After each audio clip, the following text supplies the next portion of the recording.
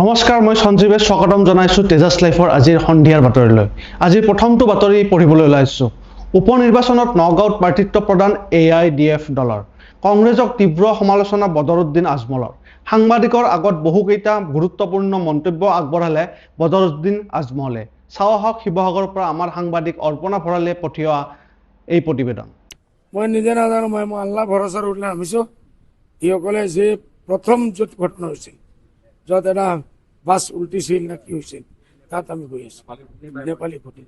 আৰু এটা কথা সুধো যে বানৰ মাজতে যে পলিটিকেল কথাবিলাক ওলাইছে, নগাঁও এবাৰ নগাঁও ইলেকশ্যন দিম, কেণ্ডিডেট দিম, মই যাম।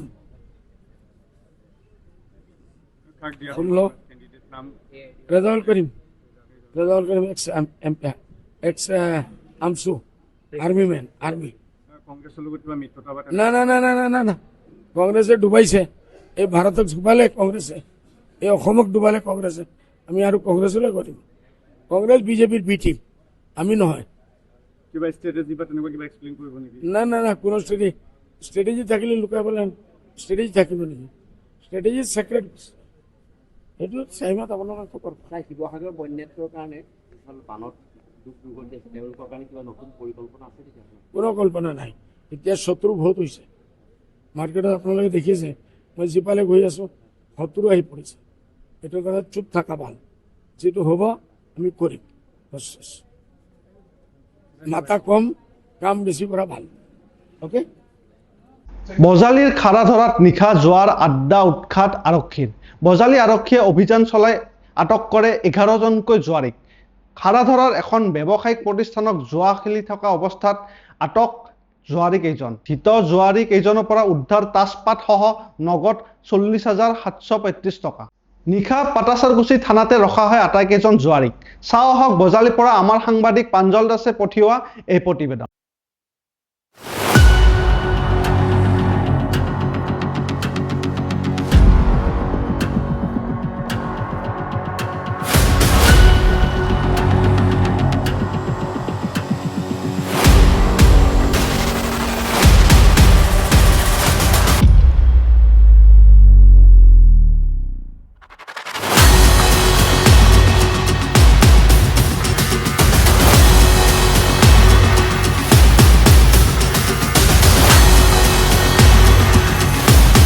শোণিতপুৰত ড্ৰাগছ জব্দ, দুজনকৈ সৰবৰাহকাৰী আটক।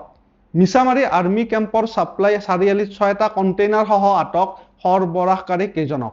মিছামাৰী আৰক্ষীয়ে আটক কৰে আলম মনছুৰ আৰু সুজিত ভূঞাক। চাওঁ আহক ঢেকিয়াজুলিৰ পৰা আমাৰ সাংবাদিক পংকজ মহত্তই পঠিওৱা এই প্ৰতিবেদন।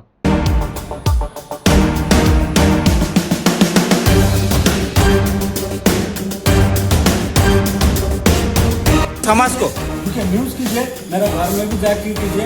आप लोग का भी बोलना ठीक है, समाज जो गलत करेगा उसको पकड़ना चाहिए। आप ड्रग्स देके पूरा समाज को बर्बाद करके रखा है। आपको ऐसे लाया क्या ये लोग, ऐसे लाएगा पुलिस?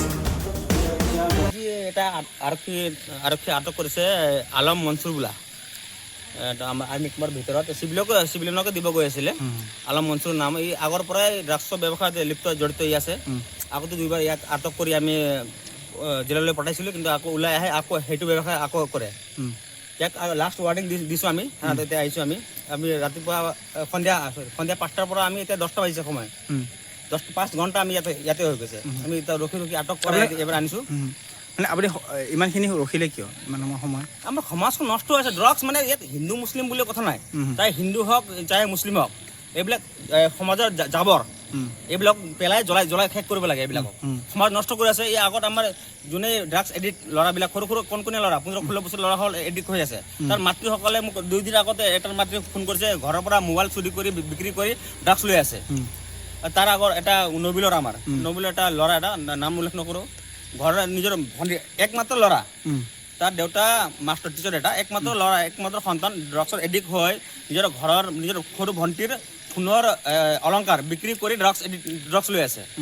আমাৰ সমাজখন এনেকুৱা বেয়া কৰি আছে। এইবিলাক জাবৰ, এইবিলাক সমাজৰ জাবৰ, এইবিলাকৰ বিৰুদ্ধে সকলো মিছামাৰী থকা সকলোকে মই মাত মাতিবলৈ অনুৰোধ জনাইছোঁ। আপুনি ইয়াত হিন্দু মুছলিম একো নাই, লাগিলে হিন্দু হওক লাগিলে মুছলিম হওক, এইবিলাকৰ বিৰুদ্ধে মাত মাতক আপোনালোকে। যদি মাত মাতিব নোৱাৰে আমাৰ বিৰোধী নকৰক আপোনালোকে। হাউলি আৰক্ষীৰ জালত চাইবাৰ অপৰাধী। আটকাধীন লোকজন চুকুৰ খান বুলি জানিব পৰা গৈছে। চাওঁ আহক হাউলিৰ পৰা আমাৰ সাংবাদিক মনজিত দাসে পঠিওৱা এই প্ৰতিবেদন।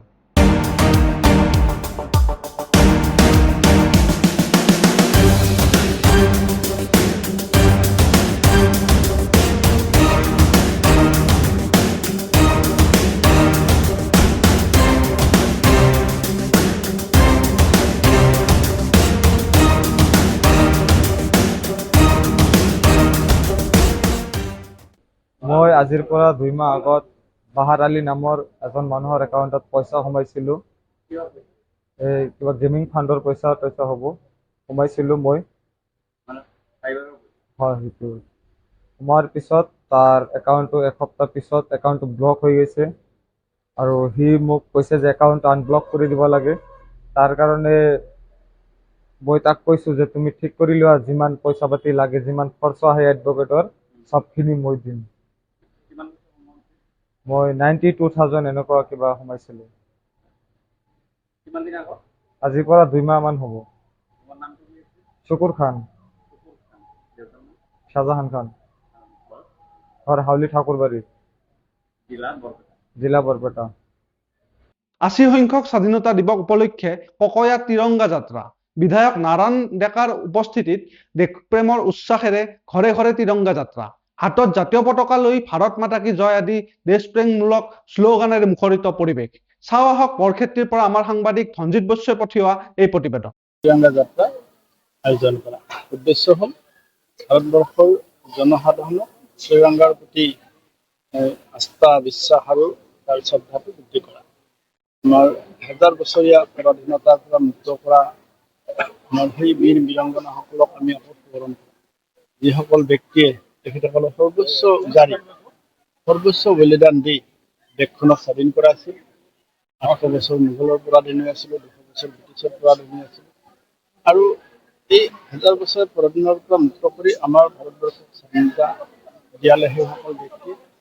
আৰু সেই স্বাধীনতাৰ দিনাখনৰ পৰা আমাৰ এই জাতীয় পতাকাখন আমাৰ তেতিয়াৰ নেতাসকলে এইখন জাতীয় পতাকা ধাৰণা কৰি আমাৰ দেশখনক জাতীয় পতাকাৰ তলত একত্ৰিত কৰি ৰখাৰ প্ৰয়াস মই আমাৰ যেতিয়াই প্ৰয়োজনীয়তা কৰি আহি আছে। এতিয়া আৰু সময়ৰ আহ্বান আমাৰ নতুন প্ৰজন্মক আমাৰ দেশ নিৰ্মাণৰ কাৰণে উদ্বুদ্ধ কৰিবৰ কাৰণে জাতীয় পতাকাখনে একমাত্ৰ আমাৰ একতাৰ এনাজৰী। আৰু সেইকাৰণে জাতীয় পতাকাখন যিমানেই আমাৰ নিজৰ হৃদয় স্থান দিম, আমাৰ নিজৰ অন্তৰ স্থান দিম, সিমানেই আমাৰ জাতি জনগোষ্ঠী এক হৈ এখন সমৃদ্ধিশালী ভাৰত নিৰ্মাণ কৰাত আমি সফল হ'ম। হাউলি আৰক্ষী থানাৰ ভাৰপ্ৰাপ্ত বিষয়া সত্যজিৎ বৰঠাকুৰৰ অভিযান।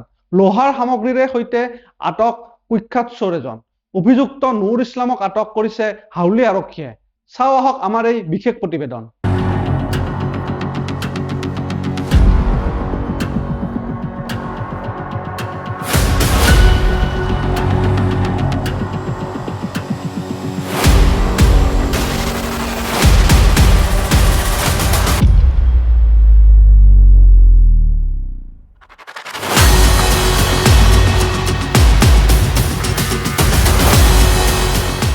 শিৱসাগৰৰ ঐতিহাসিক নিমাইজানত অংগৰাগ পাপন মহন্ত।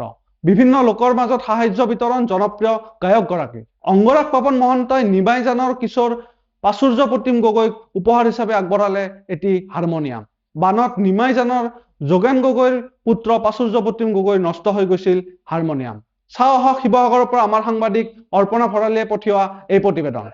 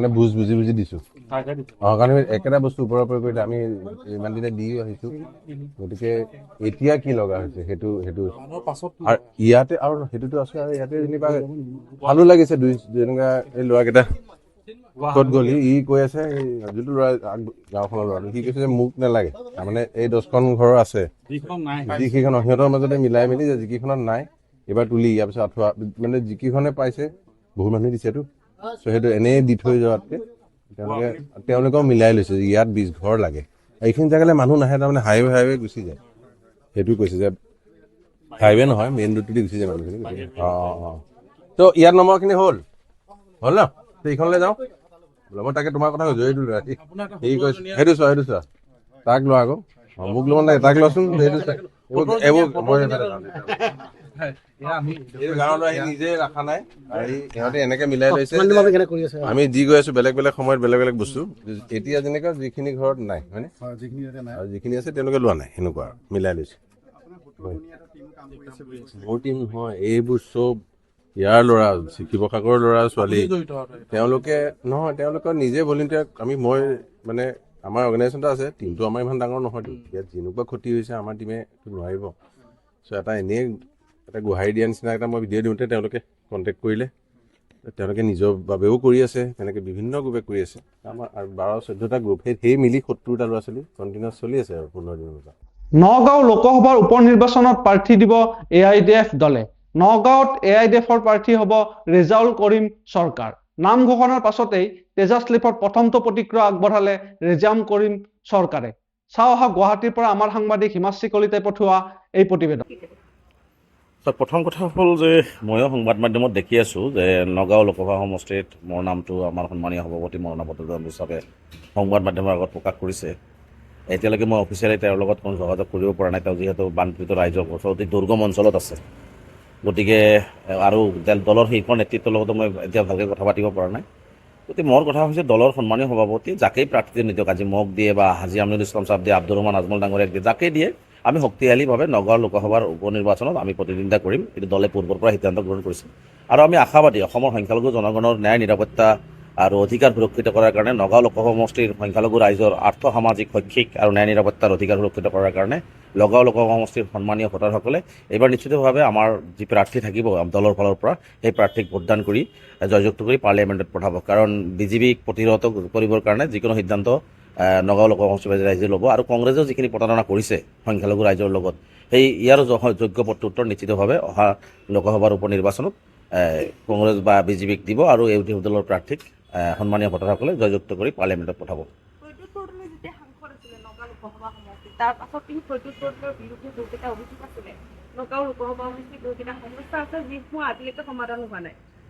চাওক নগাঁও লোকসভা সমষ্টিত প্ৰদ্যুৎ বৰদলৈ দুবাৰকৈ সাংসদ হ'ল আচলতে নগাঁও লোকসভা সমষ্টিৰ যিখিনি গৰাখহনীয়াৰ সমস্যা ডিভটৰৰ সমস্যা মানুহৰ ভূমিৰ পট্টাৰ সমস্যা ৰাস্তা ঘাটৰ সমস্যা স্কুল কলেজৰ সমস্যা এই সমস্যাবিলাক একো সমাধান নকৰিলে ইভেন কি পাৰ্লিয়ামেণ্টত গৈ নগাঁৱৰ কথাটো ভালকৈ কোনো এটা কথা উত্থাপন নকৰিলে অসমৰ বিভিন্ন প্ৰান্তৰ কথাটো বাদে দিয়ক সংখ্যালঘু ৰাইজে বহু আশা আকাংক্ষা কৰি একদম সৰ্বোচ্চ উজাৰি প্ৰদ্যুৎ বৰদলৈ আৰু কংগ্ৰেছক ভোট দিছিলে কিন্তু সেই আশাত তেওঁলোকে চেঁচা পানী ঢালি আৰু প্ৰতাৰণা কৰিলে প্ৰতাৰণাটো কৰি চূড়ান্ত পৰ্যায়ে প্ৰতাৰণা কৰি তেওঁলোকে কংগ্ৰেছৰ পৰা বিজেপিত গৈ তেওঁলোকক আকৌ 2 বছৰ ভিতৰতে ভোটাৰ লাইনত থিয় কৰাবলৈ তেওঁলোকে বাধ্য কৰালে গতিকে ইয়াৰ যোগ্য প্ৰত্যুত্তৰ নিশ্চিতভাৱে বিজেপিও পাব প্ৰদ্যুৎ বৰদলৈ যিহেতু বিজেপিত আছে আৰু কংগ্ৰেছত থাকি যিহেতু প্ৰদ্যুৎ বৰদলৈ এইখিনি কৰিছে আৰু কংগ্ৰেছে যিহেতু ইয়াৰ পৰা এনেকুৱা ধৰণৰ অন্যায়বিলাক কৰি আছে প্ৰতাৰণাবিলাক কৰি আছে বিজেপি যিধৰণে সংখ্যালঘুক মাৰি আছে গতিকে গোটেইখিনি সামৰি এইবাৰ বিজেপি বিৰোধী স্থিতি নগাঁও লোকসভা সমষ্টিবাসী ৰাইজে ল'ব কংগ্ৰেছ বিৰোধী স্থিতি ল'ব আৰু ইউডিএফ দলৰ প্ৰাৰ্থীক মই আশাবাদী যে তেওঁলোকে ভোটদান কৰি এইবাৰ পাৰ্লিয়ামেণ্টত সমস্ত কথা বাৰ্তাবিলাক শক্তিশালীভাৱে উত্থাপন কৰাৰ কাৰণে এটা সুযোগ প্ৰদান কৰিব